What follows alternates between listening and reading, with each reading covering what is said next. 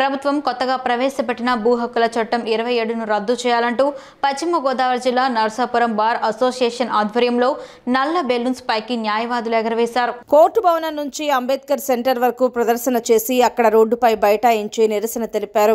ఈ సందర్భంగా bar association నాయకులు పోలిశెట్టి రఘురాం మాట్లాడుతూ ఈ కొత్త చట్టం వల్ల భూములపై రాజకీయ జోక్యం పెరుగుతుందని, ప్రజల ఆస్తులకు రక్షణ ఉండదని, భూస్వాములకే ఈ చట్టం ఎక్కువగా ఉపయోగపడుతుందన్నారు. ఈ చీకటి చట్టాన్ని రద్దు చేసే వరకు ఉద్యమాన్ని ఆపమని హెచ్చరించారు.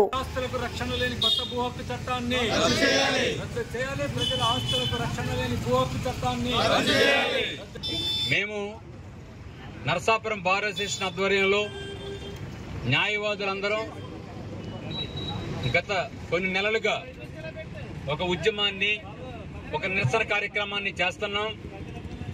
ఈ నిరసన కార్యక్రమం ఎందుకంటే రాష్ట్ర ప్రభుత్వం కొత్తగా ఆంధ్రప్రదేశ్ భూ యాజమాన్య హక్కుల చట్టం అనే పేరుతో కొత్త చట్టాన్ని తీసుకొచ్చింది.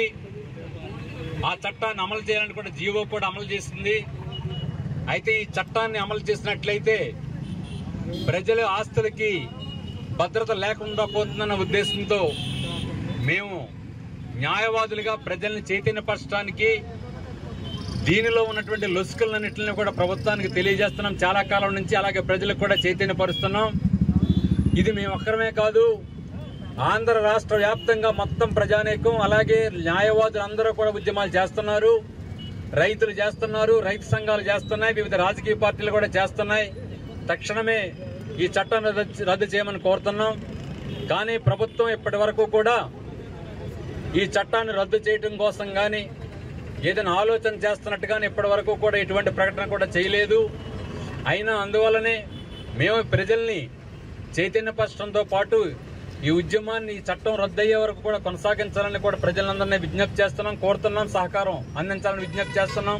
రాష్ట్రంలోని ప్రజలందరికీ కూడా ఒకటే విజ్ఞప్తి చేస్తున్నా, ఆనాడు దేశంలో మన స్వాతంత్రానికి సంపాదించిన గాంధీజీ చనిపోయినప్పుడు ఏ విధంగా అయితే బాధపడ్డారో ఈ రోజు ఈ చట్టం అమల్లోకి రావడంతో, ఈ చట్టాన్ని రూపకల్పన చేయడంతో ప్రజలు అంతే ఇబ్బంది పడుతున్నారు, అంతే బాధపడుతున్నారన్న విషయాన్ని మా న్యాయవాదుల సంఘం తరపున మీ అందరికీ కూడా తెలియజేస్తున్నా.